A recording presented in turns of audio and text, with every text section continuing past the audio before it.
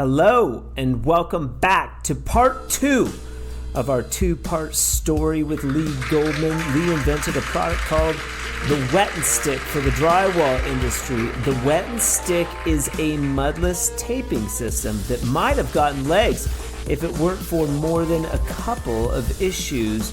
One immediate problem was that the machines Lee purchased to make the tape were dramatically off.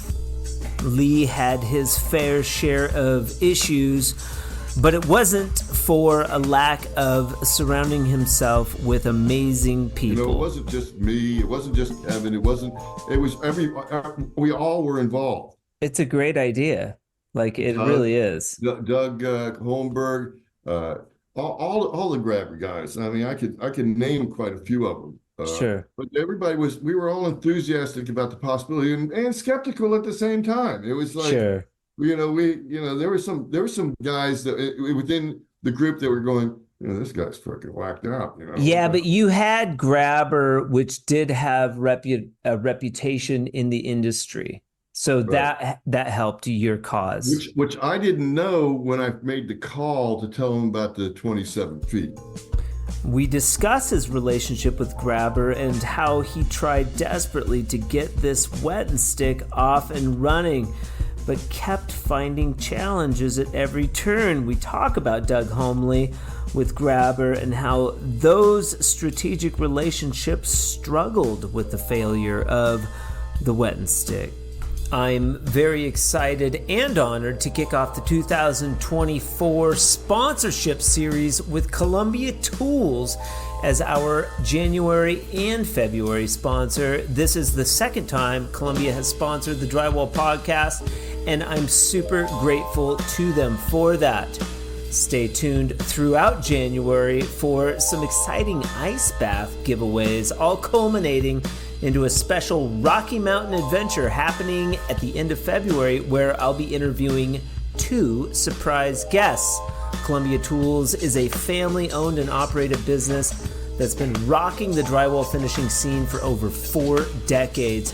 Manufactures commercial-grade tools in Canada using cutting-edge machinery and all North American materials. Catch my 2-part interview with Aaron and Elliot of Columbia Tools, episodes 23 and 26, as well as my live interview with Bernie St. James, their dad and founder of Columbia Tools, on episode 54. You can also catch my full interview with Bernie on our Instagram page.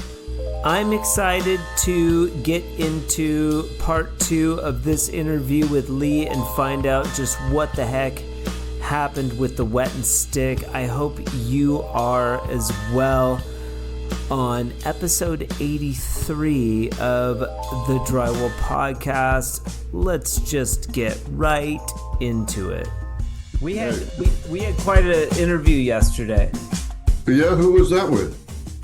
You. I know. I had a very long day yesterday. I did too. But I have to tell you, I enjoyed very much our time talking. It was good. Me too. Yeah. Oh yeah. One of the best. I actually have to tell you that I have a couple. I spoke to Kevin, and a couple of things came back to light, and I now I remember how I got involved with Grabber, and it wasn't red. It wasn't red and yellow and white mesh tape. It was yellow, blue, and we did some green, believe it or not, tape for them. Red, yellow, and green. Mesh tape. Yeah, well, I remember. Now I remember. I didn't remember the green, but they had one customer that wanted green, and I got some made, and it probably took 2 years to use the stock that I had made for them. But finally, when it was done, it was done. Yeah. But so you've been in hibernation. You're doing real estate and stuff, but like this, I talked with Kevin as well. Like, this has sort of resurrected some of these old ideas and concepts that were a big part of your life for many years that have been archived that we are unearthing, correct? I haven't given this any real thought. I told you occasionally I think about it, but it's got to be 8 or 9 years. So Since and maybe some emotions. oh yeah, oh yeah, you have no idea. You have no idea. There's some characters, both great and really bad that just I look back on it. I have to tell you that I met some great people in Yeah. my time in the drywall business, and I it's like I feel like I let a lot of people down when I couldn't get the tape moving, and I was Yeah. embarrassed. I was very Yeah. embarrassed, and Yeah. the failures really weighed on me, and I just said, I'm going to clean it up. I'm going to get Yeah. out, and there's more things important in life than you know than this, Yeah. and I guess a couple of different times I just wish that I could have started fresh differently or started this journey differently for more insight. Um, I spent the first 6 months I remember just cleaning up this old business that I bought once I finally took the reins. I mean, I remember I put these poor guys in the factory. I put them through hell. I had everything taken out of the building. I had them wash everything down, scrub everything. I threw dumpsters of crap away, and uh, and then I realized that the machines were really screwed up. So literally like 6 months when you took over. Tell us the name of the company again that you took over. It was Duratape Corp. Duratape Corp. And you bought these guys. You kind of gave them the song and dance. There was some back and forth, but essentially you got the business. You were able to purchase this sort of like kind of Yeah, crusty well, business at a good price. it was. I think it would have been a fair price had I not.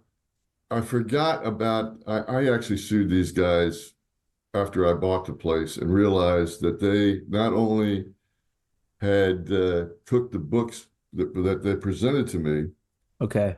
but they there's no other word. They misrepresented facts to me, but they frauded their customers. Okay. So how did that happen? What do you mean they frauded their customers? Yeah. So I I started in looking at these machines. I forgot completely about it. It was because I just put it behind me once I settled it all. But Kevin brought it up. I said, I just don't remember how I got. I know how when we met. I know when Kevin and I met because it was through Doug Holmberg, but I don't remember how I got to Doug. So this company that I bought, Durtape Corp, had been selling to one of Grabber's divisions. Now I'm going to tell you how naive I was. I didn't know Grabber had multiple divisions. I didn't know anything about Grabber, but I was looking at the machines and the counter, and they were explaining to me exactly how it was operating, and I noticed the counter was off, and I go, like, so we're making rolls, and it keeps coming up like 225, 230, 240. I'm going, what's going on with this counter? They said, oh, don't worry about it. It's always been that way. Well, come to find out, these guys calibrated the machine to where you thought you had a 250-foot roll. It was coming out at 223 feet.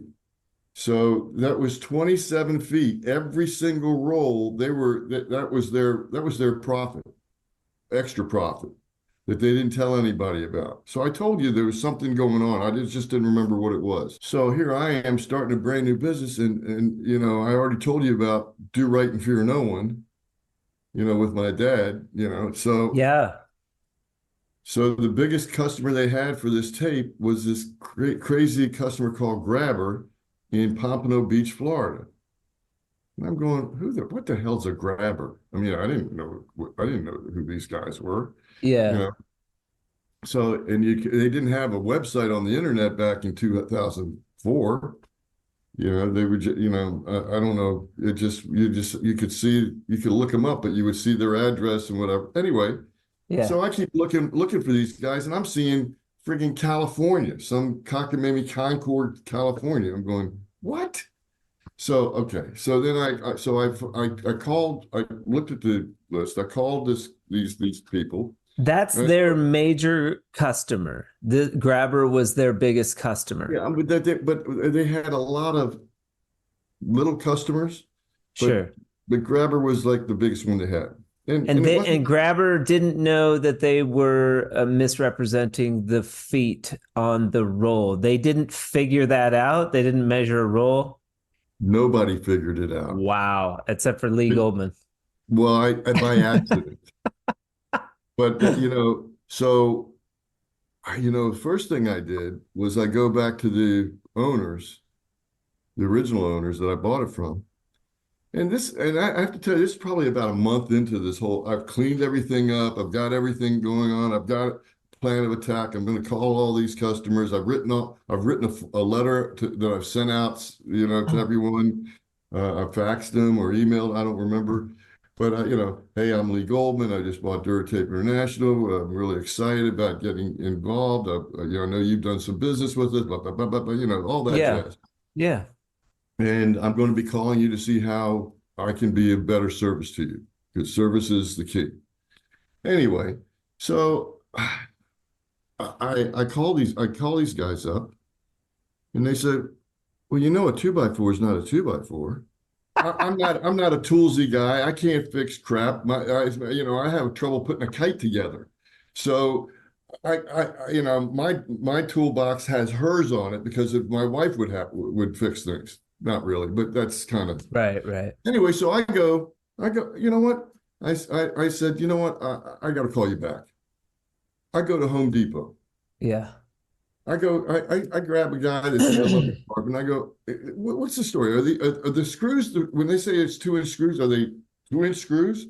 I said, when they say it's a 2x4, is it a 2x4? Well, so I said, give me a tape measure. Let's look at this. So they were right about the 2x4. Okay. Yeah. I did at the time, I wouldn't have known any of this.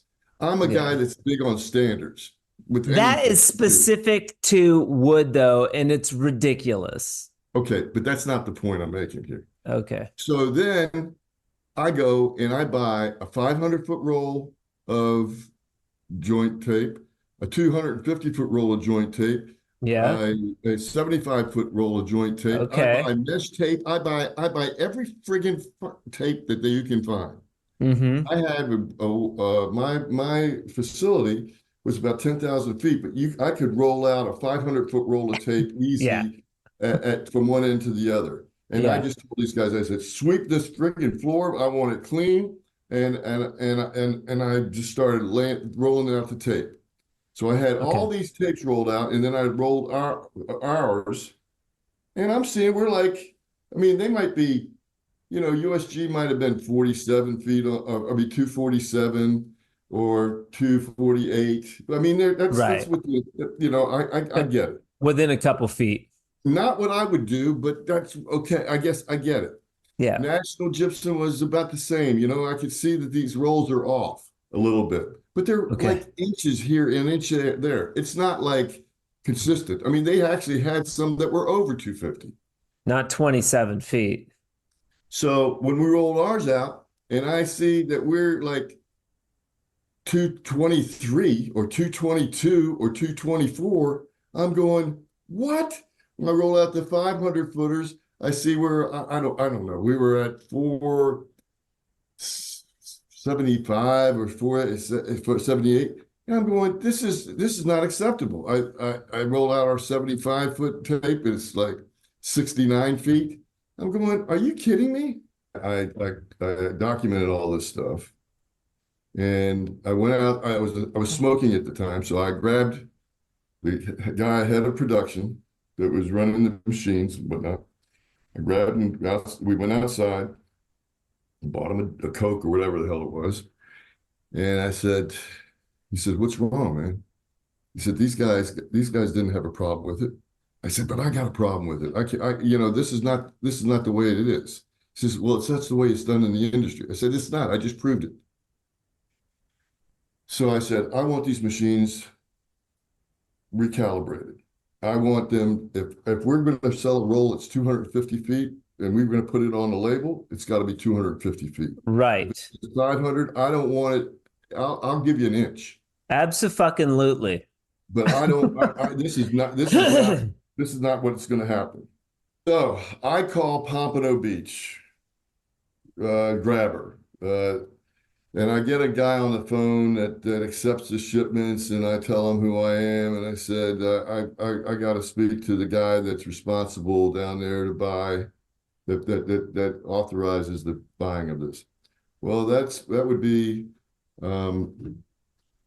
Trace Boswell, I think. Yeah, it was Trace Boswell. So Pompano Beach, is that grabber that you're calling? That's grabber's Florida okay area. And you're gonna tell grabber, you're gonna be like, "Hey man, these guys have been shorting you." Yeah, I you know what? I needed to do it. Good. I would have absolutely done that out of the gate, been like, "Hey, we want to have an honest relationship. Well, moving forward, these guys weren't giving you the right amount of tape." Well, so I introduced myself, and I said to him, I almost verbatim, I said, "Mr. Boswell, we have a problem. I have a problem. You have a problem." Sure. I bought this company, and I based all the price I paid based on margins and whatnot. He says, "No, I get it." I said, "And we've been this company has shorted you, and I'm going to make up for it." He goes, "What do you mean shorted us?" I said, "Well, you buy 250 foot rolls from us, some 500-foot rolls from us, and of paper tape." He goes, "Oh yeah, okay." I said, "So I want you to write me a purchase order for I think I said 30 or 40, I think it was 48, a free pallet of drywall tape." And I said, "I want you to write me a purchase order for that. And I want you to have the price that you're going to pay is zero.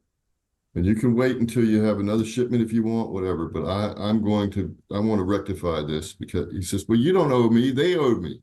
I'll go after him." I said, "No, I'm going after him." I said, "I'm going to make it right with you.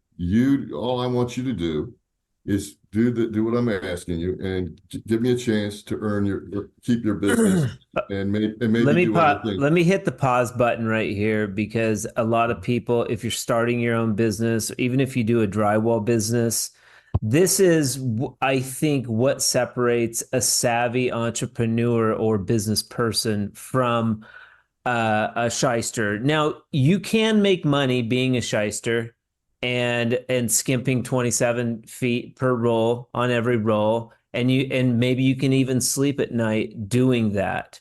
But I'm telling you right now, at the end of the day, when you are an honest business owner and you go to a company that's been getting shorted and you do that's establishing relationships.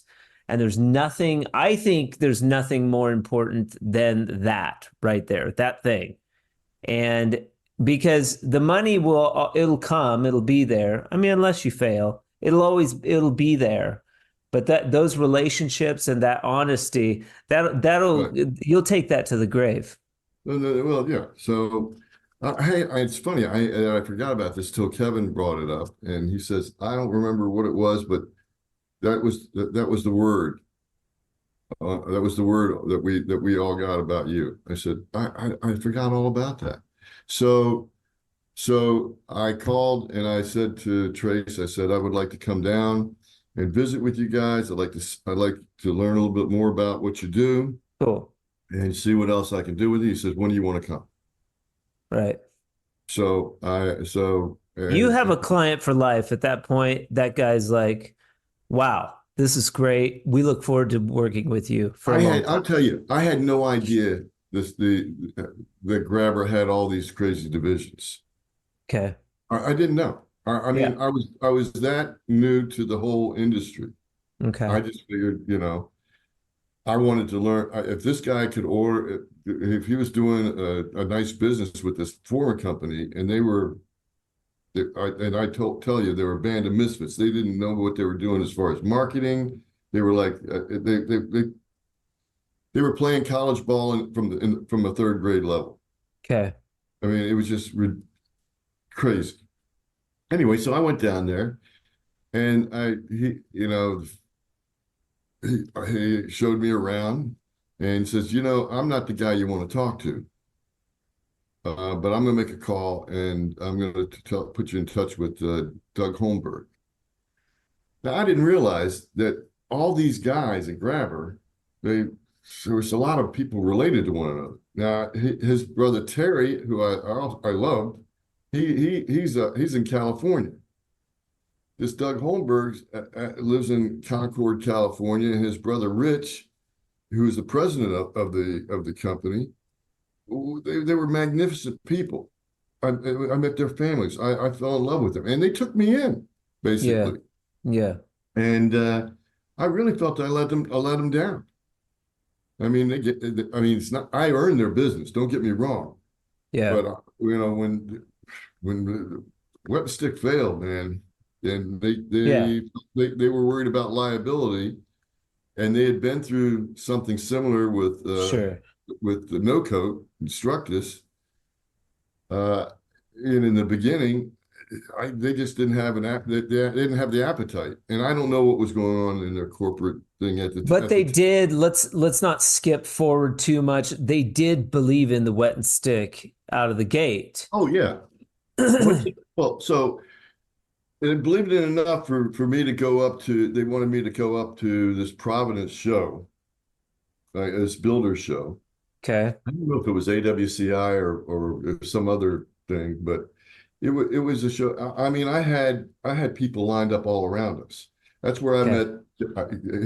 Doug saw all the excitement on Friday afternoon, or Friday morning, or Thursday when the show opened.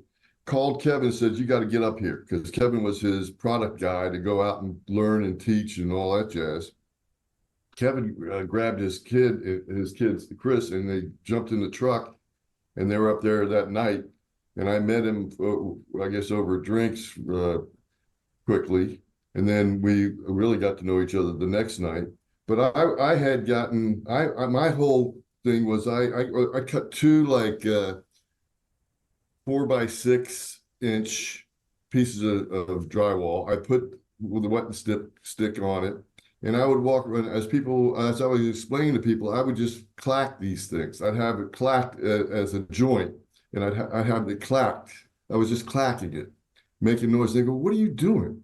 I said, "Oh, this is wet and stick. You can see that it doesn't delaminate. You can see how strong it is." Wait, were you carpet bagging, or did you have a booth? No, Grabber invited me to come up there and show the product. And so you were working off of Grabber's booth, right? Yes, okay. Yeah. I've never carpet bagged in my life. I have. Oh, okay. Well, I just like saying carpet bag. Yeah. No, AWCI has a big clause against wearing your business shirt. So you go to the show, you wear your business shirt, you take like a, briefcase full of color packs or whatever. And, you're walking around, people are like, what's Fresco Harmony? You're like, I'm glad you asked. It took a long time for Grabber to wear me down to wear one of their shirts, okay? Because me being the fashion guy, right? Yes, yeah. Right. So I got to come in my little sweater and shirt, and wear my necktie and my khaki. Nobody looked as good as Lee Goldman coming to the AWI show. I can assure you that. I don't know about that, but I'm telling you that I had this whole mindset about the way it goes. Anyway, so Okay. I'm clacking this. I had these two pieces of drywall clacking against one another while I'm talking, and next thing I know, I'm being introduced to the AAA boys, but it was only Alex and Andy at the time. Okay. And I had so grab, I guess Doug Holmberg had somebody go out and grab a couple of pieces of wallboard, and they cut it and they put it on like on an easel or on a Yeah. stand of some sort, and they were having these guys tape it, just tape lines and showing how easy it was. And I remember Alex and Andy, they were like jazzed up about it. And so I said, and I'm sitting there pitching it and talking about it. I didn't have a track record of anybody using it other than a couple of handymen that I would, go to. I mean, if you were going to video somebody, you had that big camcorder. Camcorder. Yeah. Yeah, I You mean, you had to find a someone to really use it in an application, in a real life application. right. So You hadn't done that yet. well, no, I'd only had little renovation guys Okay. doing it. And the guy that was running my machines loved it. I mean, this guy he knew his way around tools. As a matter of fact, when I shut the whole thing down, he became a superintendent of a uh, apartment complex. He had like 600 apartments he was working on. He was going through the stuff like Grant took Richmond. I mean, it was crazy. He was using what little stock I had, whatever stock I had left, and he said he would say to me, "I don't know what's wrong with these people. I don't have a problem using this." I said, "Yeah, but you're going to make it work. You're not doing these big jobs. That's Yeah. not that's not how the product was designed. It's not working the way it should." And it was all about how the glue. But anyway, so next thing I know, uh, Kevin's there, the Luces are there. From there, Grabber buys a production run, basically a couple of truckloads. They Okay. have people that they're out in the field getting. They took a shot for what amounts of small money to them, but it was a big time sale for me. And Sure. so I would go. So I immediately started looking for an applicator. How much are we talking? So there's like a small injection of capital, but like that they agreed to buying a few pallets, like No, I don't think it was a few pounds. I think it was like I want to say they made like a $75,000 investment. okay. Uh, Maybe it was higher than that. I don't remember. I can't remember all of it now. I'm sorry. They made an investment that, no, I mean, they're buying product, but they made an investment in the company, like as a No, owner, no, as not part not owner. not not at No. this point. Not at this point. Okay. I'm going to say, yeah, maybe it was over 100,000. Whatever it was, I know it cost me for the paper alone for a truckload of paper, it was like $40,000. And then the process probably put the total product at the total just gumming the product was probably another 50,000. Okay. And that would equal, I think I had a buck into it before I ever put it on a machine. Okay. Or Wow. something like, yeah, I mean, yeah. So, or maybe more, actually a little bit more. But that's not where I wanted to go with this. But Well, what I just want to say say is, you had some skin in the game. so yeah, Grabber, um, so Grabber distributed these pallets like to each locate one pallet, a couple pallets to each location. Probably strategically to strategic partners, that people that were partnered with Grabber so that they could get feedback on the product, correct? I don't remember. You know what? It's a little fuzzy right this Okay. minute. I'm sure it comes back to me more. I went back and started looking at emails the day before yesterday, just to that still had left, and but it all once I had a conversation with Kevin, and he reminded me about the short rolls. Yeah. There's a whole mess came. As a matter of fact, I took these guys to court, and not only did they pay what they owed Grabber, they paid me a substantial amount of money off the sale. Uh, Crazy. they decided to settle rather than me continue with the lawsuit because I would have owned both their houses. Wow. Because that was, I mean, Interesting. I caught them dead to rights. Yeah. But that was just one of the couple of things. So that was, Well, and besides not, being honest and taking that to your grave, you could get sued and lose a lot of money if I you're didn't even, dishonest. that didn't even occur to me. The thought was, that's not how I do business. Okay. Remember, I come from this Ralph Lauren Yeah. video. Do And right, do right, fear no one. yeah, It's I mean, simple. and my father, Ralph, everybody believed in the same thing. Nobody screwed anybody. I mean, I'm not telling you it didn't go on elsewhere, but it wasn't going to go on with it. All we had was our word. That's right. And I was used to making the best product in the world at one time. So why was I going to stop now? I mean, it's not the way it works. You're taking a really high level of ethics into maybe a business that's just, I mean, the drywall industry is just, I guess, callous. Maybe callous is, for lack of a better word, very challenging, stubborn. I don't know. I stubborn, challenging, but I don't think overall it was an ethics thing. I think most people expected to get what they paid for.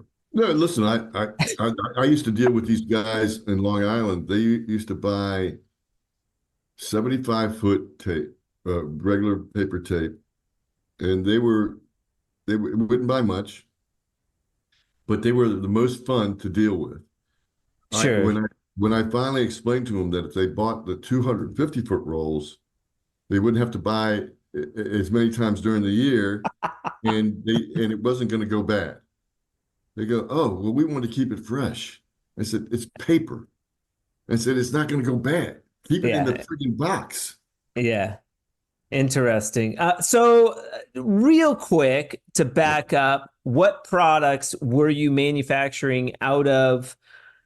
What was the name of this warehouse now with these machines? You're Oh, okay. making So you're I making named my products. business. What was the name of the warehouse? And then what products specifically were you manufacturing? I named the company Duratape International. Okay. From Duratape Corp, it went to Duratape International. You kept the name. They had customers. I figured that's that. So I set this whole thing up before or as I was purchasing it. So I Okay. didn't know there was gonna, Okay. I didn't have this. I didn't have a foresight that I was going to wind up suing these bastards. Okay. Or did I think that I was buying a company that was short shipping guys? So I mean, Durtape is producing how many products? so Duratape International was owned by Wet and Stick LLC. And the Okay. reason I'm telling you this is because the whole reason that I bought this company was because I had this vision of what I could make as a new product, as the product. Yes. Yeah. We established that in part one. Well, no, but but I never told you how I set it up. Okay. So that was the vision the whole time. You were kind of like establish all these relationships, just producing the normal products that were already being produced by Duratape, with Mhm. the idea that you're going to slide in this new revolutionary concept of wet and stick. You're gonna sneak it in there a little bit, and then once you've established relationships, I mean, that's strategic. That was the goal. Okay. That was the goal. Now there was no retail sales. They would buy some mesh tape that wasn't very good and Okay. resell it. And they would sell it at prices that I don't know any moron would pay for this quality, but they were doing it, and they weren't doing it much. But like I said, they had a few customers that they were selling goods to, Okay. and I went to every one of them that was ever sold, and I You had made up. you had paper tape, mesh tape. What else? So when I bought the company, they sold the predominant business was spark perforated paper tape. Oh, and Okay. their spark perforated might have had one or two lines of spark perfs. So I mean, not the complete perfs that I Take was. a roll, take a roll and poke a couple holes in it. And Well, no, they had that. So they never maintained the sparking machines, and these there was actually spark plugs that you would hook up all these things, but they let them all go bad. okay. So I redid all that. I said I held it up to the light. I'm going, but they showed me though was this beautiful roll of completely all sparks. Yeah. You got to remember, there's this machine that's so wide. It's like 59 inches wide Okay. or so, and the tape is 30 millimeters or two and a 16th inch. Okay. That's what it is. And so you're getting like 30 cuts or 28 cuts, sorry, 28 cuts of Okay. these things, and they all go down a line, and there's creasers that crease the dead nut center, Yeah. and then you go through these slitters and the rewind. And the rewind is what lets you know when you stop the machine to cut it, staple it, and then move on with it. Okay. All right. So they purposely were cutting it short, getting more rolls out of the master roll. Because And as we've established, paper is expensive, so they were saving 27 right, feet. this was premium. I mean, premium paper. Yeah. Yeah. You know, I think I sent you the tensile strength stuff on it. Anyway, long story short, so that didn't work. But going back to the product they offered, they had a relationship with a guy in Long Island that would give them the metal paper corner tape, Yeah. and they would buy a little bit of mesh tape for a couple of people that they overcharged or Sure. whatever, or should have sourced it. So buyers also, or people can be lazy and they'll just buy whatever they can find and not even look at to see what it's priced at. Right. Anyway, so me, I've got all these resources from the leather goods industry, and I don't believe in one guy, and I got I have people bidding, showing me product, and I interview them like people. I'm looking for people to work, and so there was these three products, and none of them were worth a shit. So I had Okay. to rework all of those, and then once I did that, I started contacting customers, and I was giving credits out like you would be giving out popcorn at a movie.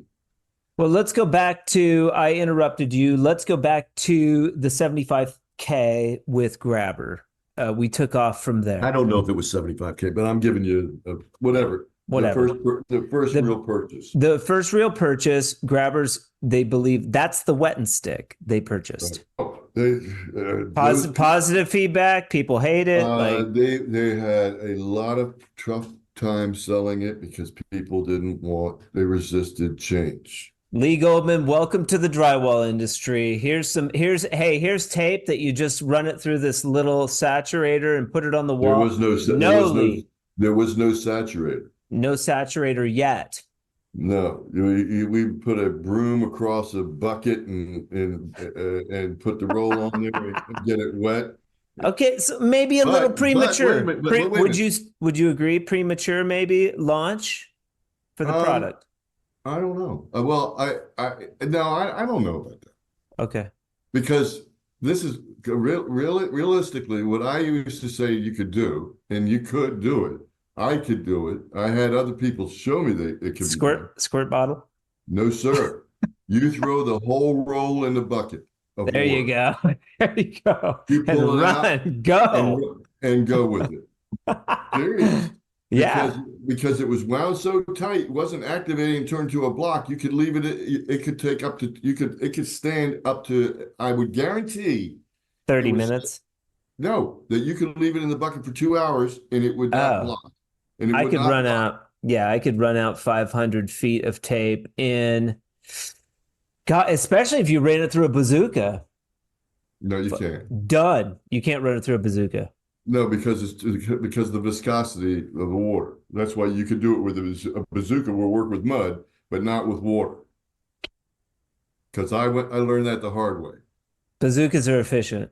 I mean, there is something to be said for knowing how this shit goes on, goes on the wall. But I walked into a couple tool guys. I was looking. I said I wanted you to try this with your bazooka. I screwed up people's booths, showrooms. I mean, I got them all crazy. yeah. And the bazooka guys were like, wait a second. If he sells that wet and stick stuff, they don't need the bazooka anymore. So that's yeah. So that's why I said that you guys need to come up with an attachment. totally, yeah. Or a You need or to a come tool. up with an attachment because I'm coming. That's where Wolfgang comes in. Okay, so wait a minute. So at the same show, I meet the Loose Boys. Okay. Alex runs over and gets a super taper or that thing that you stick on the bucket. Yeah. And Columbia makes one too. Well, maybe he might have. I don't know where he went. I don't remember exactly where he went. I don't think better than ever was there. I don't remember. Kevin said it was a better than ever. It could be. It could product. Be. It could be. But I mean, I listen. Before I had a sit down with Wolfgang, I didn't give a crap where it came from. But once I saw the idea of how it worked, I came up with the saturator after some failed attempts by Wolfgang. Sure.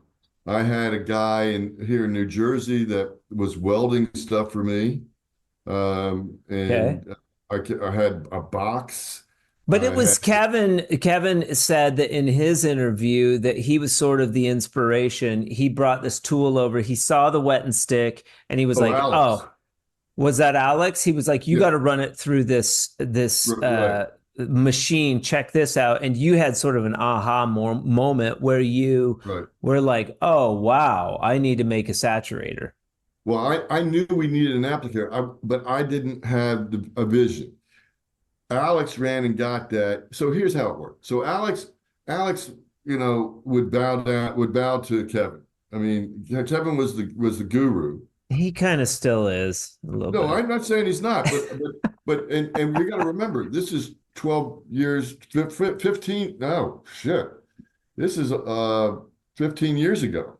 Yeah. So everybody's young, everybody's running around, jumping around, trying, and they're excited about not only the product, but also being a part of it. We're all a part of all of it. It wasn't just me, it wasn't just Kevin, it was we all were involved. It's a great idea. Like it really is. Doug Holmberg, all the grabber guys. I mean, I could name quite a few of them. Sure. But we were all enthusiastic about the possibility and skeptical at the same time. It was like, sure. There were some guys that within the group that were going, this guy's fucking whacked out. Yeah, but you had Grabber, which did have a reputation in the industry. So that helped your cause. Which I didn't know when I made the call to tell them about the 27 feet. So no, you're just that's a byproduct of being a good business person. So we were like, bam. We were matched, because we thought alike. Yes. So, I mean, I saw Grabber go around and go back to some customers, go, wait, don't use certain things. If they saw we're pulling it. They listen, they've had a bad batch of screws.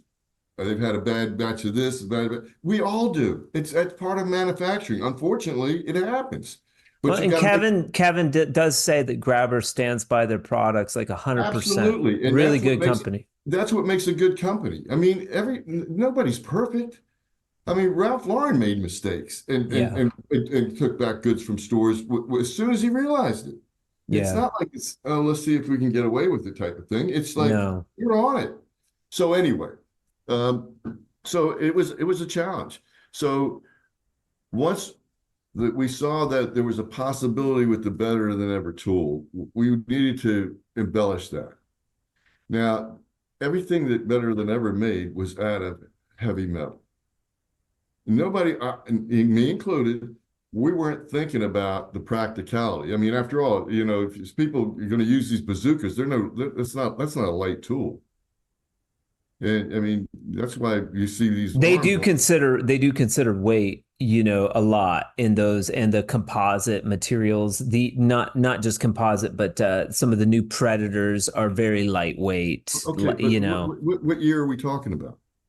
Yeah, this is a recent, I think they pulled like mountain bike technology, Okay, that sort of thing. I remember we're talking 2008, Okay. 2007, 2008, 2009, that area. They're still weighty. They're still weighty. No, but what I'm saying is there was no, we hadn't gotten to a lot of that, Okay. the lighter weight material. Anyway, long story short, so Alex lives in Minneapolis or at the time, or Minnesota. Yeah. And Kevin and I said, I talked to Wolfgang and we wanted to have a meeting because Wolfgang was excited about it. He and I had a cocktail and talked about the synergy of our companies and how we might work together. And I said, hey, look, if we can come up with something, I'm happy. If we can't, we could be friends, Sure. know? So to their credit, they tried a couple of different things. Okay. I just didn't feel they were right because I believe Kevin taught me that you need to take shit in the field and you need to see it work. Absolutely. And it made perfect sense. But here I am, I'm thinking, well, these guys know what they're doing. So, and he said, wait a minute, remember, it's what you don't know. Or he didn't say it quite like that, but that's what I would say. It's what you don't know that gets you every time. Yeah. But Kevin would say, you need to see it in action. And I said, you're absolutely right. I think we were having maybe our 45th cocktail of one evening. Yes. And I said, you're absolutely right. So one thing I realized is the best one we had was this canister. Actually, it's on a picture that was in one of the articles in Walls and Ceiling. It was a metal, I want to say it was like a half moon, and the top would come up, the roll would go in, and the roll would come out, spin out, and you fill it full of water. Well, if you tipped, there was water out, but it was heavy and cumbersome. And once you fill it like a banjo with water, they call that a banjo. Normally is for mud. right. The mud's more viscous. It'll stay in there. Right on the belt. Okay. And it was close. It was Okay. close. It was heavy and it was cumbersome. Okay. So once I saw that principle, I also realized that not everybody, particularly a DIY guy, was not going to use something on their hip, and we're not going to use a whole roll immediately. Okay. So I realized that I needed to do something that was also out of the water. Because again, because of what I told everybody about the 2 hour, 3 hour, 4 hour block, not a problem. Yeah. They were just throwing the roll in and then pulling it out. All right. So I came up with a saturator. And the saturator was a plastic bucket like this with a lid. It held the roll up top. You wound it through, and you could clip it on your waist, and it was light as a feather. Okay. And Beautiful. and it worked. Once I made one and had someone use it that really knew what they were doing, the water was swashing around, and it was pulling and tipping it. So I put a Velcro strap that you put around your leg, and that would hold the bucket in place. So clipped on your belt, you put your strap on, man, you were ready to go. Okay. And it worked, and it cost nothing. I Okay. was happy to give with every 6 boxes I gave him. Okay.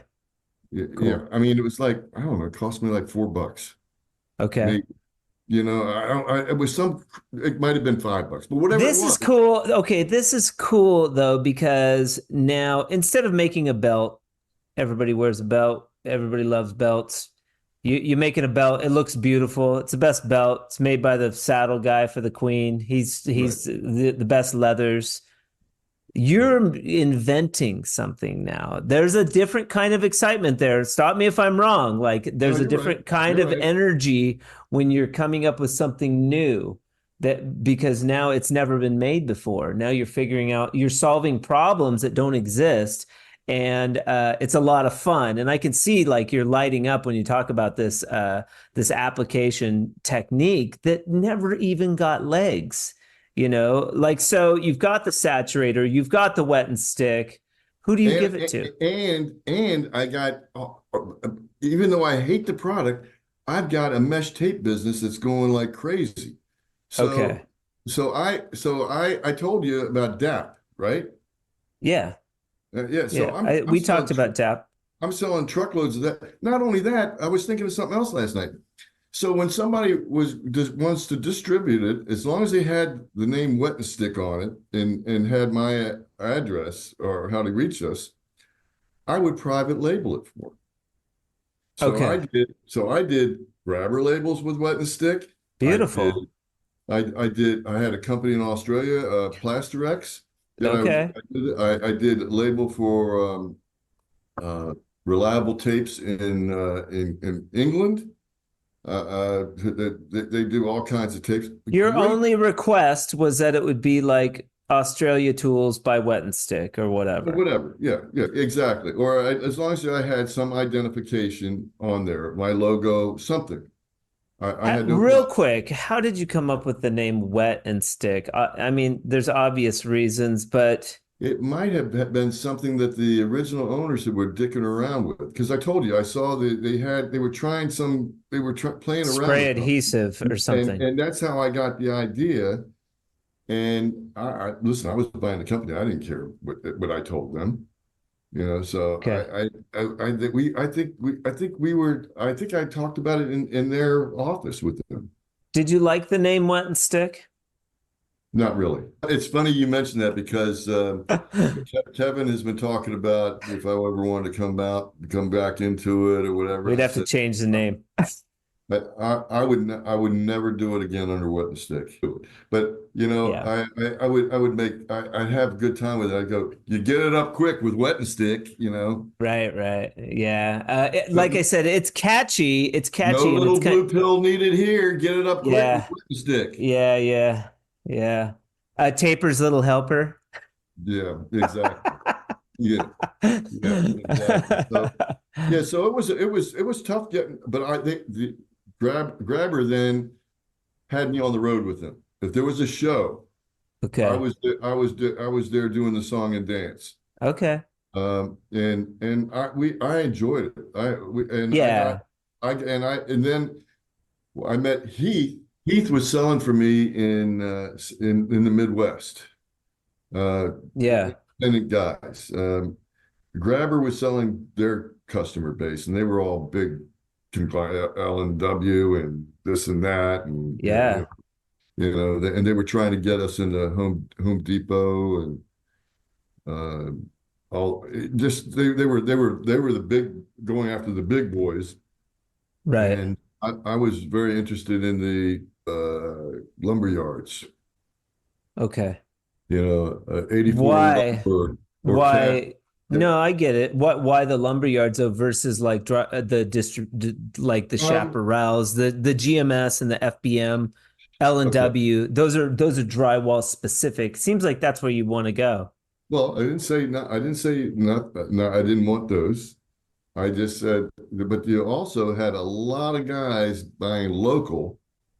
Right. Okay, here. All right, Yeah. I'm gonna Yeah. give it Like to the you. DIYer, the DIY guy. Yeah, now I'm gonna give it to you. I wasn't going after. I wanted to go after the guys that were getting their hands dirty, not the guys that were just pushing up this truck or that truck. I felt it was all important. and I'll tell you why. Yeah. So where did I come from? Ralph Lauren. Okay. So Ralph Lauren, the last people that he allowed, Ralph was always in control of his sales. The Okay. last people, just like, is there a guy named Harmon around? You know, Nick Harmon? Yeah. Okay. Nick Harmon is in control of his sales. Yeah. He's not going to sell just anybody. He's going to sell who he wants. Now, I'm That's not going to true. tell you that he wouldn't be tempted to sell Home Depot or Lowe's, but Nick Sure. knows he's not ready. So Ralph Lauren, even though his production is couture, luxury. It's not like a guy that's stamping out coins. He's got it's like my belts are hand sewn belts. Not Right. nobody sells those anymore, right? So who Right. do you think bought them? The guys that would actually explain to their customers what they were buying. Benchmade products into specialty stores. So the last people that Ralph Lauren sold were department stores. Okay. He would sell uh, big luxury stores first. He started with Saks, Bloomingdale's, and Neiman's and I. Magnum. But it took a long time before he would sell Bloomingdale's. And he would only sell Bloomingdale's if they gave him his own shop. So what I'm trying to tell you, he built this whole momentum without any big dogs. My thought is, so I would go down to in West Orange, New Jersey, and I'd go sit down with the store owner and go, or paint shop, and I go, hey, you guys, you selling to these drywall guys? Let me show you this or whatever. Instead of going out to lunch, I'd take my lunch and I go to a different guy, and Yeah. I got so he could do the same thing, only he knew bigger people. Yeah. Midwest Drywall. Grabber, I don't think Grabber was selling them. There was 6 or 7 big drywall guys in the Midwest. Nobody was doing anything with unless these guys would find them and go to them themselves. So I booked a plane into Omaha. He picked me up, and we went. I spent 2 or 3 days. I mean, I was thrilled to see the College World Series where they play. It was it Hmm. was it was snow covered. Yeah. It was colder than whatever. But we went and I met all these guys, and none of them wanted to see me. No, nobody wanted to see us, but we wound up selling them or giving us a try. And it was a lot of fun pioneering this stuff. I love it Yeah. when somebody says no. When somebody says I'm not, I don't want to buy your stuff. I said, the last thing I'm going to do is sell you. He says, I thought I wasn't going to buy you weren't going to ask me to buy. I said, I didn't. I said, the last thing I was going to do is sell you.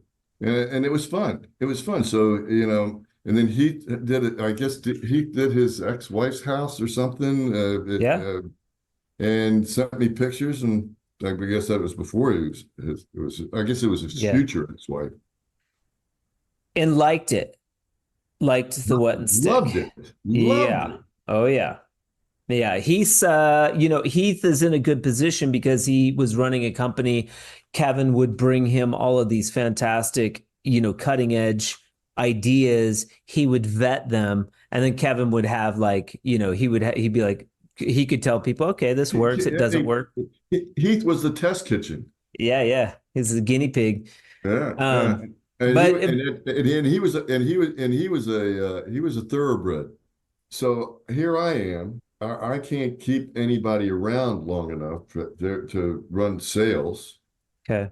I'm running sales. I'm doing production. I'm doing research and development. I am chasing my tail Yeah, because I didn't have I didn't have a team.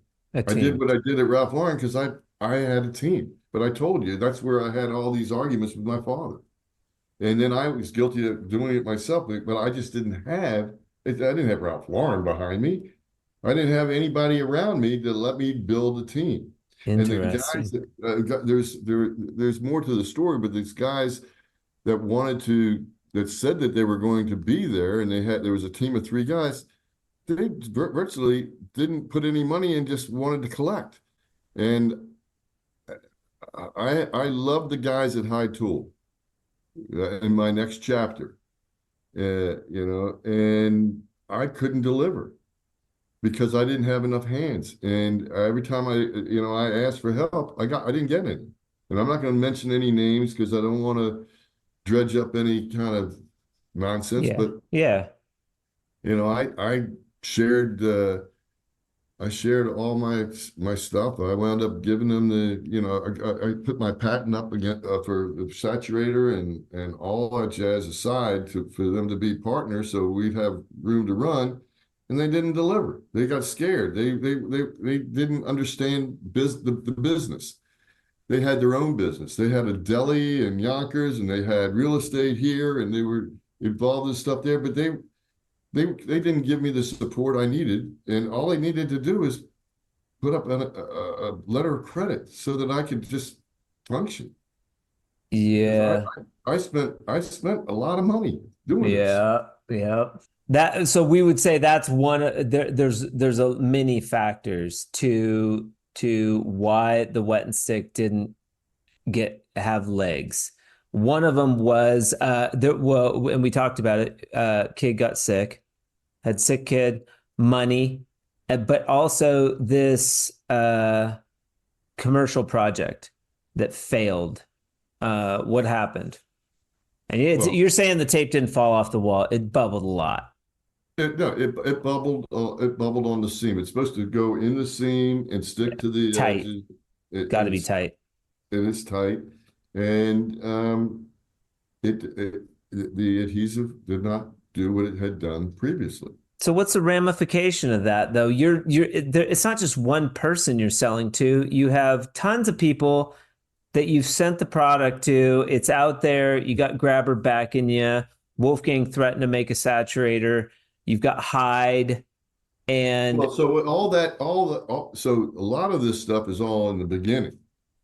So this was years. This took a couple of years to do this. Yep. And these guys that were doing the laminating, they started, I guess, doing their own thing about whatever. I kind of felt that they maybe even sabotaged me, but they never came out with that product. Maybe they were going to sabotage the wet and stick and make their own knockoff wet and stick. That's what you're speculating. Yeah, but listen, I got them to. They never put ink on a product. I got them to put this repeating logo on the product. It's awesome. I love it. Yeah, you're putting, just like packaging tape. It's smart, man. Boom. Wait a minute. So I told you about the labels, right? Yeah. So I'd have a label for Grabber. This one, I had special boxes made for Grabber. That's cool. I had special boxes made for customers. If they believed in the product, I put their name on it, the boxes, the count, I put their stock number. I had a part of my warehouse was back. I didn't mind back storing. But so what happened with, you're calling it a lamination? What happened? Something they did something. There's something happened with the formula. Something happened, and that caused the wet and stick on one particular job. And during the lamination process, I believe they must have skipped some, or they didn't dry properly, or whatever it is. They didn't cure it. See, I had this process where they would also backwind the tape and break it, so it had the adhesive. You could actually see crisscrossing in the adhesive, so that it didn't curl. I had this whole thing figured out. Yeah, and it worked like a charm. Until this one production. And not everything in the production didn't work. That's the problem. I couldn't find where. I had the rolls numbered. I had the tapes numbered. I couldn't spot which was which. So it was very, You had to recall, essentially, you would have had to recall all your product. no shit, or just dump it, because what was I going to do with it?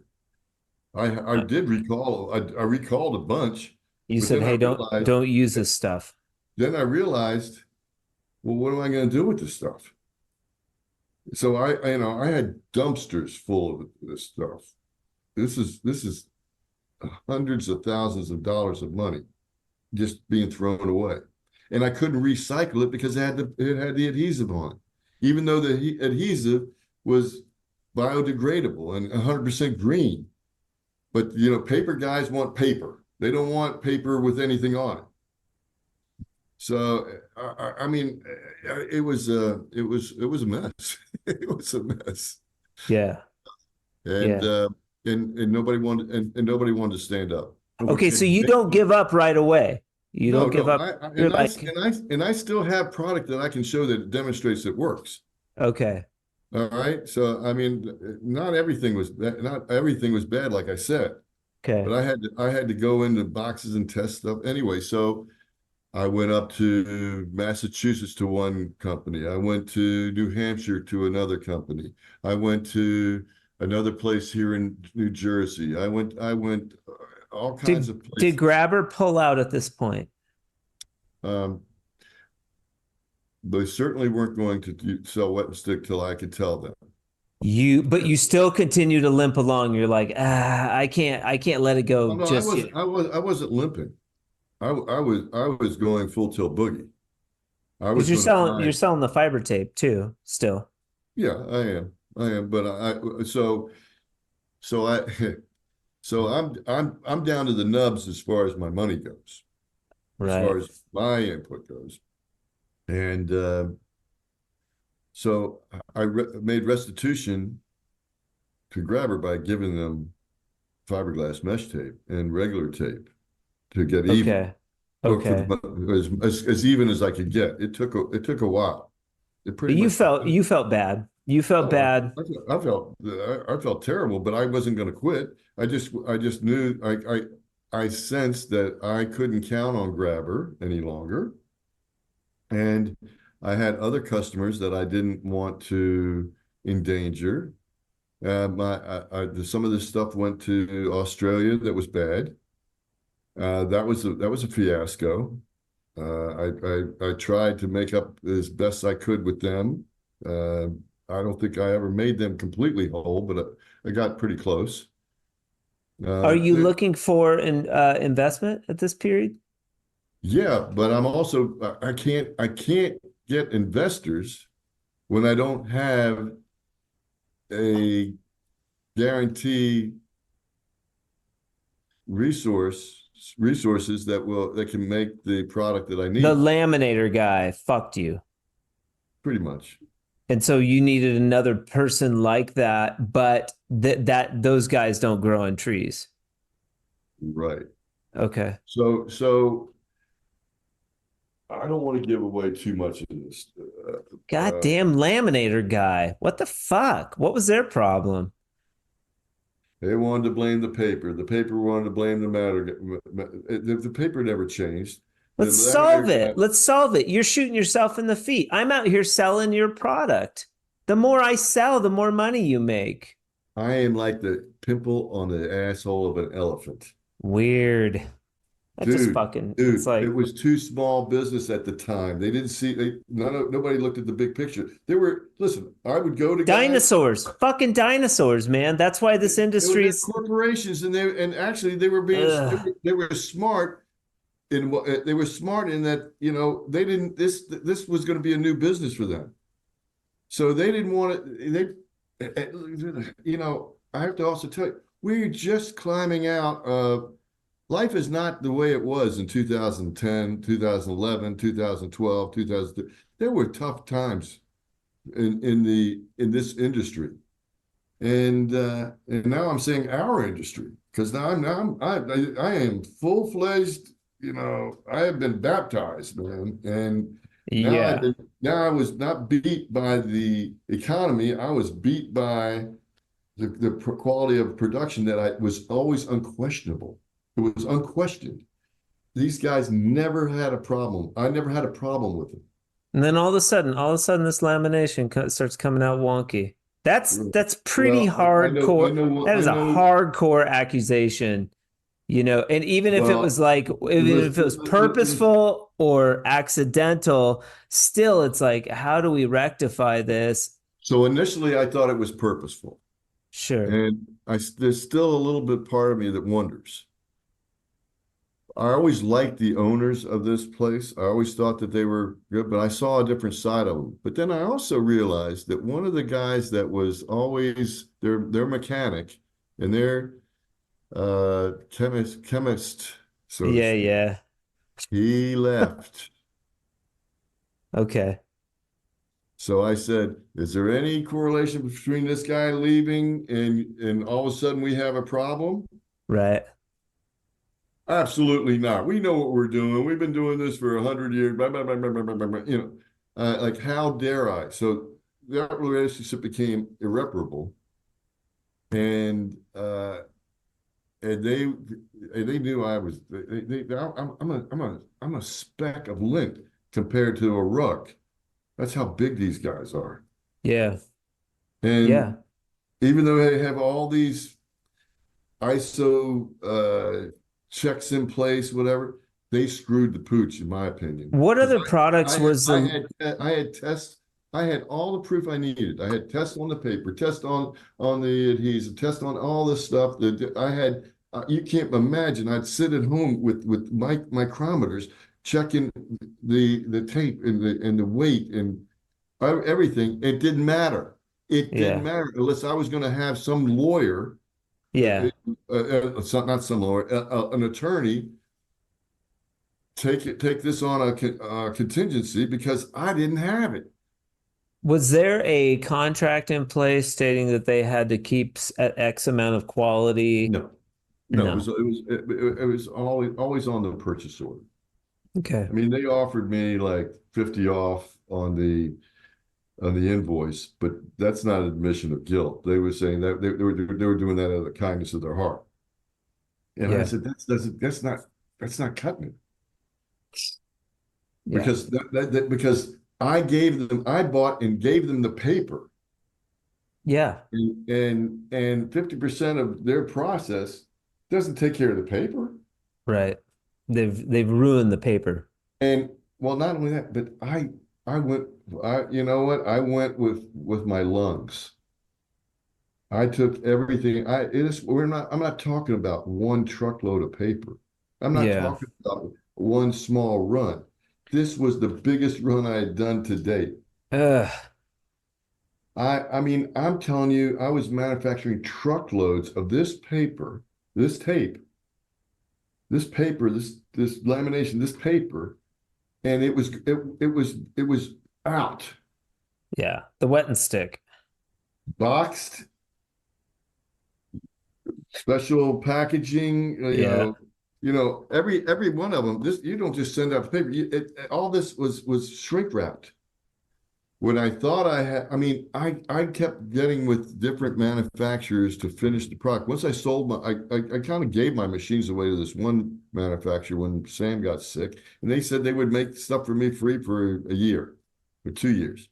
But of course, I didn't have a product because I was spending. What they did do is they would resurrect the machines in order for my trials, but I never got it right to where I felt I could that I could make production again. Every time I thought I had it, something would backfire. Then I think I got it. Were you trying to do the lamination yourself? No, well, I was trying to get somebody else to do it. Okay. Not me personally. No, Yeah. yeah, I You was were subbing still working on it. I was subbing it out, and I thought we had it, and I did a small run, and that failed. So I was out of luck, and I had great promise going with Hyde. Sherwin-Williams wanted to put it in every store.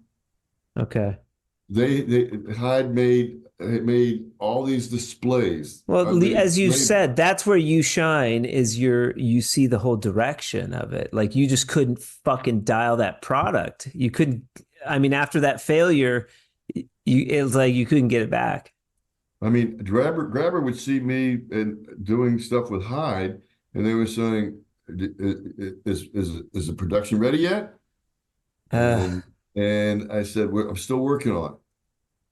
I'm doing some pre-selling. I think we're close. Let me know. Never got it. yeah, never got it right. Just never happened. Well, I got And close. then your child gets sick, and you're like, you know That what? was Fuck that all was this. that was a part of it. That was You're part of it. like, I'm done.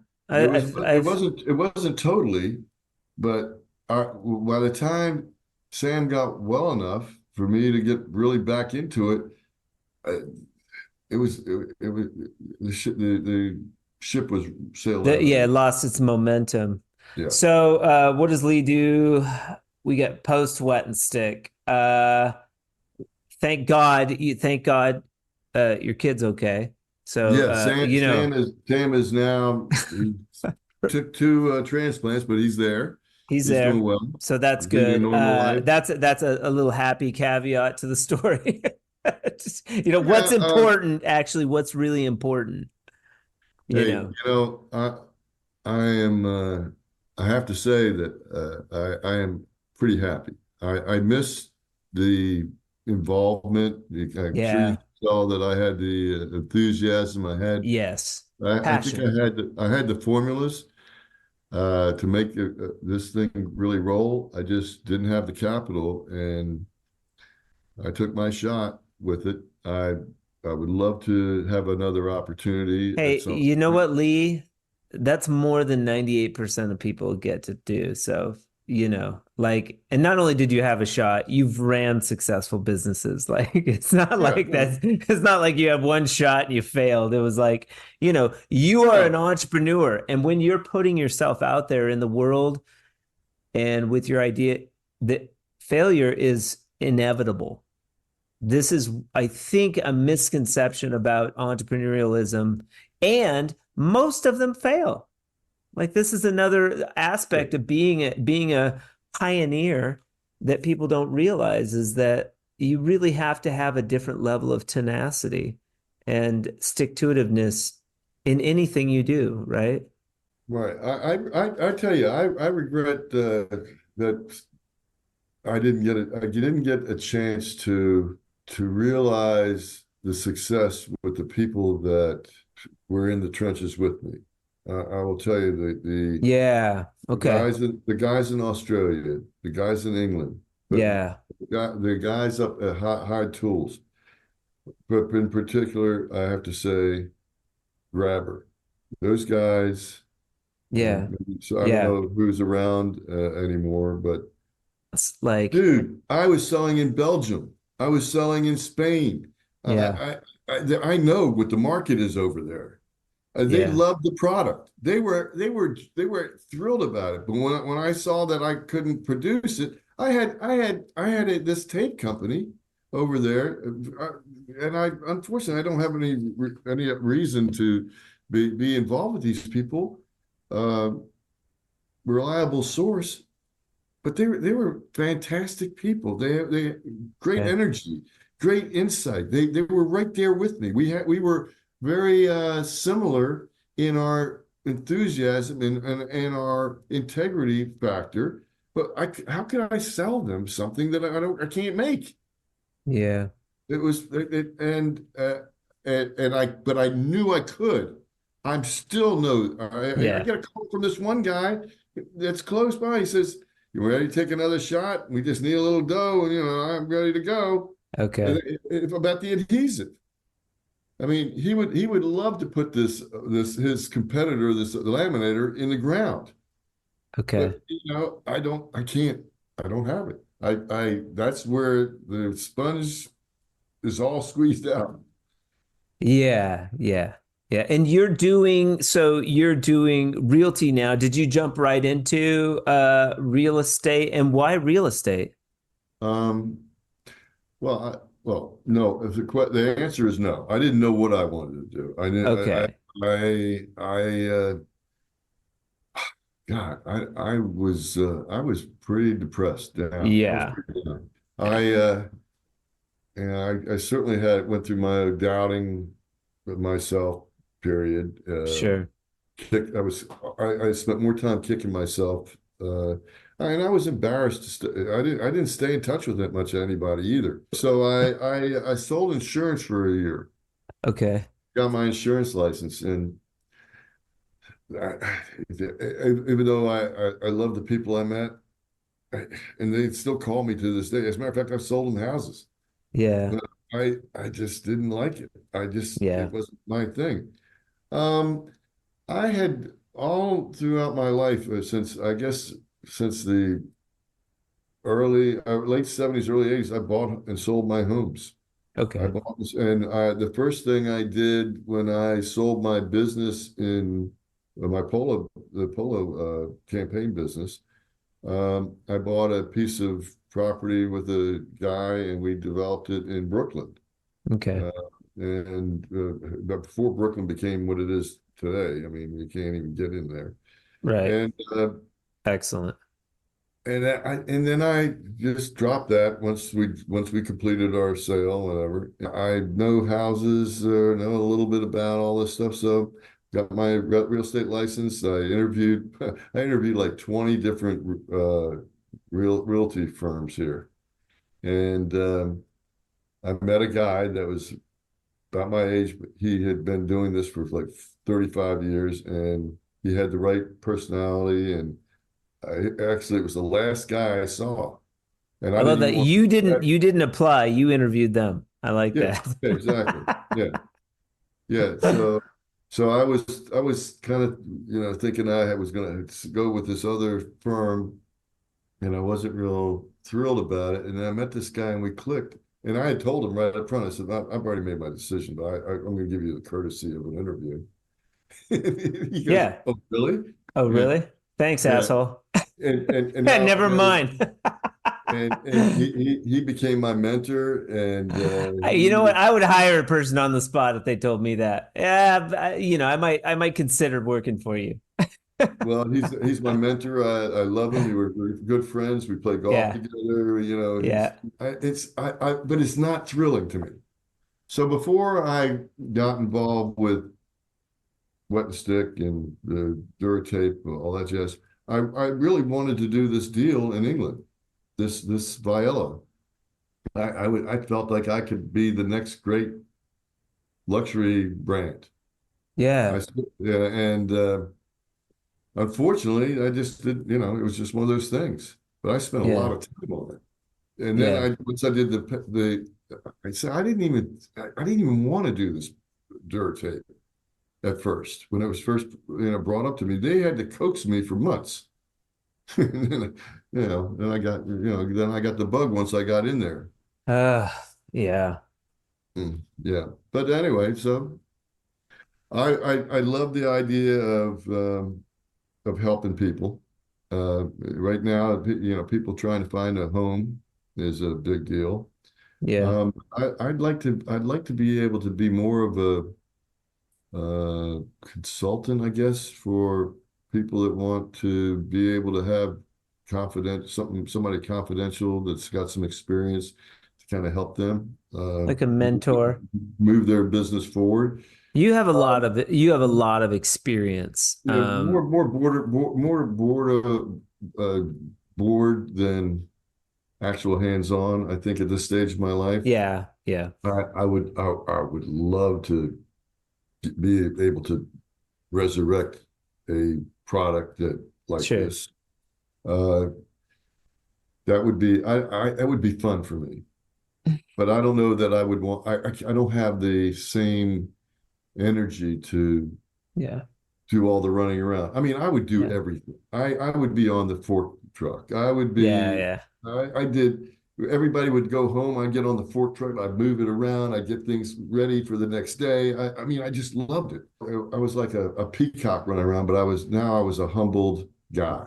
You were developing a new product. There's just something about it, man, that is so that challenge speaks to a different part of your soul, you know? It's really cool. Yeah, and this is an industry that's changing now. These older dinosaurs are dying off, and you have a younger generation, a more savvy generation coming up that's maybe a little bit more open to the possibility of something new.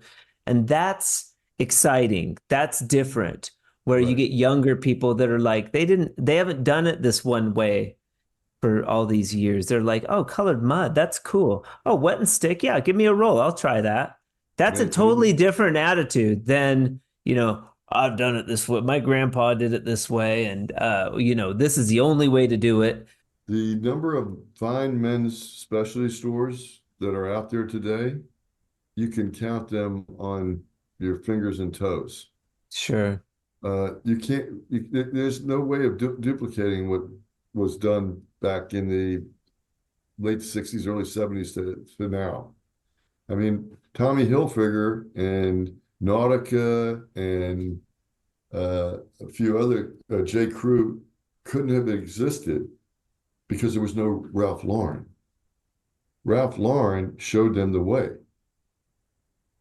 I mean, Tommy Hilfiger knocked off the whole Ralph Lauren line to get started. Yeah. I mean, that's a fact. They took those guys that were running Tommy Hilfiger once worked for Ralph. Yeah. Yeah, but So the same thing with Nautica. So now it's a little slower coming with I call it the hardware industry, yeah. construction industry. Construction. Yeah. Yeah, construction industry. But you see fewer and fewer of those specialty hardware stores or lumber yards because they're being absorbed by the bigger guys because they can't compete. If you go into these bigger lumber yards or these bigger box stores, you're seeing the same product over and over and over. You're not seeing differentiation. Good point. The same thing is in fashion. The specialty stores have something, but you go into Macy's, Bloomingdale's, whatever, they all look the same. I told you about the belt business. The same product is on the shelf that was on the shelf when I left. And I could go into a store and look at 5 out of 20 SKUs and go, those are knockoffs of what I did, but they're so old knockoffs they don't even resemble it anymore.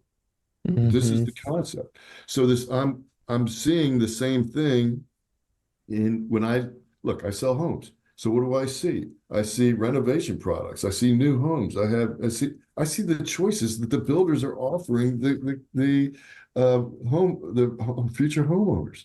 It's all that same bullshit composite flooring for the most part, or it's who's offering what kind of woods, and it's not about creating a new finish. In most cases, it's cookie cutter stuff. It's just in a different box. Yeah, California closets. It's the same. I remember when California Closets was especially little niche thing. Now it's like a big corporation, right? So you see the same molding on all the new construction or similar. It's not a lot of different choices. Why? There's no specialty stores for the big stores to emulate because they bought them all. They cannibalize themselves. Yeah. It was the specialty store that offered Ralph stuff that the other buyers would go into, that the buyers for other companies are going, we could take something like this, so would our design department change a little. They don't even bother changing anymore. They just take this guy's stuff and make it their stuff with their label. You can't tell the difference. Right. I mean, the point of fact, go to any Burlington Coat factory or outlet store, TJ Maxx or whatever. It all looks just like the same garbage. And it looks like garbage because it's on the same kind of racks. The housekeeping is abysmal, and that's where America's buying this product. Yeah, or fine men's shop. I mean, they go on Amazon, they get a pair of pants. Oh, they look like nice. Or they go on Facebook and see some friggin' ad and go, oh, these jeans stretch. Oh, they'll cover my big fat ass or whatever. And they, hey, let me get a blue one. Let me get I want to step out. I'm going to do a yellow one. It's funny. I talk about that a lot with shoes and clothes, how I really need to try them on, especially pants. Like, how the fuck can you buy a pair of pants online? You can't. Unless you don't care what they look like. I mean, Right. well, no, I mean, I bought stuff online if I know that it's something that I want to work in the yard on, or if I Yeah, don't care yeah. what I look like if I'm, bumming around. But I mean, I'm still particular about, I want a workout pant that I could go do my walking in the winter months. I can't find anything that I even want to try on. Yep. Yep. So that's me. Lee Goldman, I think we've gotten through the thick of it. Only took 4.5 hours. Two-part episode, maybe three-part. Whatever. Thank you so much for your time and inspiration and being with us today. We'll wrap up and then we can stay on a little bit and talk if you want. Yeah, sure. I've got to go to the bathroom. Well, me too. So I'll see you in a minute. All right, see ya. Shout out to Lee Goldman for being with us on the Drywall Podcast today. So appreciative, such a great story. I really appreciate your time, energy, and knowledge. Thank you very much. Guests of the Drywall Podcast will receive a sweet swag bucket from our friends at CSR just for being on the Drywall Podcast. If you're curious about being on the Drywall Podcast, or you know somebody that might like to be on the podcast that you could recommend, you can reach out to me directly at info@frescoharmony.com or call me 505-400-9313. I would love to hear from you. Also, I want to give a loud shout out to our friends at Columbia Tools. Their top priority is giving you a great experience from start to finish. Got a question or a concern? They are ready to tackle those head on by email, phone, Facebook, Instagram, or TikTok. They are all over the place. And be sure to check out their YouTube channels with super detailed how-to videos. Their maintenance videos are the secret sauce, and those kick-ass videos will keep your tools in prime condition. You can find out more about Columbia Tools and join the family at their website, www.columbiatools.com, and make sure and like them on Instagram, TikTok, and Facebook as well. Thank you so much for joining me on the Drywall Podcast today. I sincerely appreciate you listening, and I hope you enjoyed this episode. Tune in every Friday for new episodes, including next Friday when we have Dan Wessel, Blue Steel Drywall out of Toronto, Canada, with us. But until then, you guys have a fantastic weekend, and remember, keep drywalling.